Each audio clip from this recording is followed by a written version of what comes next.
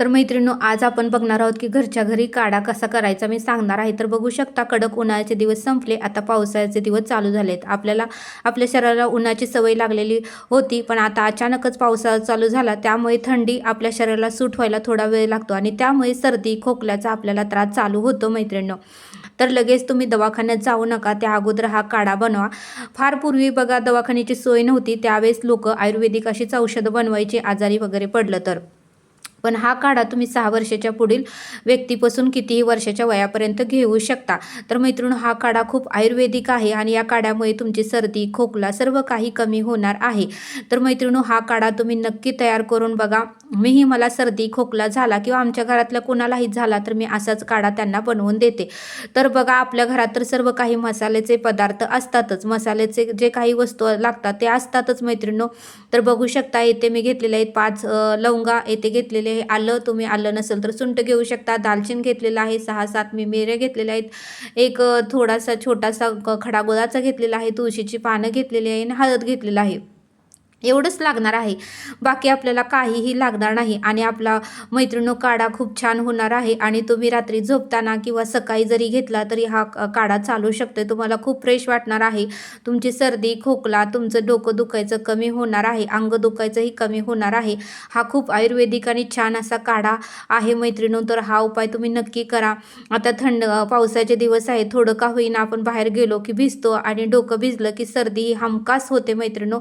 कुठलाही ऋतू येऊ द्या, आपल्याला सर्दी खोकला होतोच। उन्हाळा झाला की पावसाळा येतो, पावसाळ्यात सर्दी होते आणि नंतर हिवाळा, थंडी पडते, थंडी सुद्धा आपल्याला सर्दी खोकल्याचा त्रास होतोच मैत्रिणींनो। तर तुम्ही बघा, अशा पद्धतीने मी आता लवंग बारीक अशी कुटून घेणार आहे। लवंग कुटल्यानंतर आपल्याला दालचिनी ही कुटून घ्यायची आहे मैत्रिणींनो।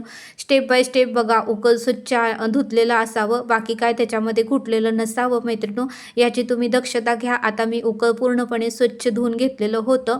तर अशा पद्धतीने आपल्याला बारीक अशी पावडर करायची आहे की जेणेकरून आपला काढा छान व्हावा आणि त्या पाण्यामध्ये हा सर्व अर्क उतरावा आणि आपल्याला हा काढा पिल्यानंतर लगेच बरं वाटणार आहे। तर व्हिडिओ स्किप न करता व्यवस्थित बघा मैत्रिणींनो, आणि हा व्हिडिओ खूप फायदेशीर होणार आहे। तुम्हाला जर सर्दी खोकला झाला असेल तर तुम्ही हा उपाय करा आणि नाही जर बरं वाटलं तर तुम्ही डॉक्टरांना दाखवा, पण हा उपाय तुम्ही नक्की करा, तुम्हाला बरं वाटेल। कारण सर्दी खोकला झालं ना मैत्रिणींनो, काहीही सुचत नाही, आपली चिडचिड होते, घरात काम करू वाटत नाही आणि झोपू वाटतं, मग आपल्याला लगेच आराम भेटावा किंवा सर्दीचा जास्त त्रास होऊ नये, डोकं दुखू नये, त्यासाठी हा उपाय आहे मैत्रिणींनो।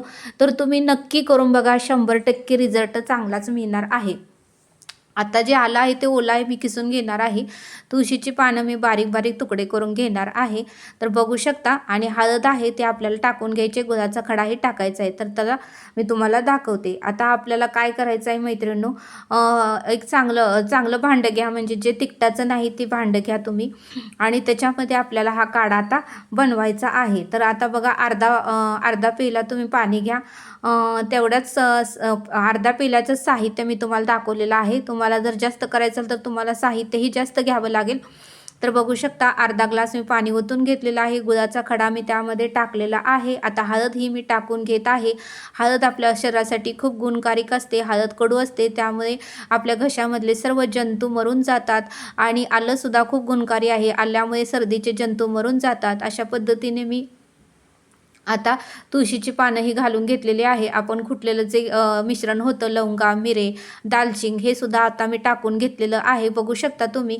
आणि जे आता आलं आहे ते आलंही बारीक करून आता त्याच्यामध्ये टाकून घेणार आहे। तुमच्याकडे जर सुंठ असेल तर तुम्ही सुंठ घालू शकता मैत्रिणींनो, सुंठ सुद्धा आल्याचीच तयार झालेली असते। अशा पद्धतीने बघा, बारीक आता आलं मी कुटून घेतलेलं, बारीक किसून घेतलेलं होतं ते सुद्धा टाकणार आहे। आलं सुद्धा खूप गुणकारिक आहे आपल्या शरीरासाठी।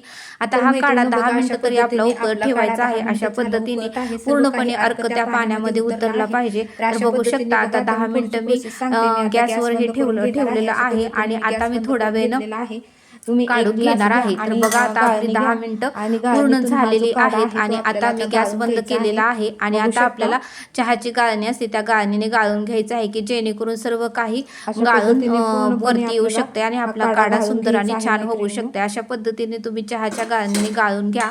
आणि बघा आपला सुंदर काढा तयार झालेला आहे मैत्रिणींनो, बघू शकता तुम्ही. तर हा काढा तुम्ही कुठल्याही म्हणजे 6 वर्षाच्या पुढे व्यक्तीपासून ते कितीही वर्षाच्या व्यक्तीपर्यंत हा पिऊ शकता मैत्रिणींनो. किती सुंदर आणि गरम गरम काढा झालेला आहे. गरम गरमच प्या, गार पिऊ नका. गरम पिल्यामुळे आपल्या घशाला शेक बसतो आणि आपली सर्दी खोकला लगेच थांबतो. तर मैत्रिणींनो हा व्हिडिओ कसा वाटला मला नक्की कमेंट करून सांगा. व्हिडिओ आवडल्यास लाईक शेअर आणि सबस्क्राईब करा.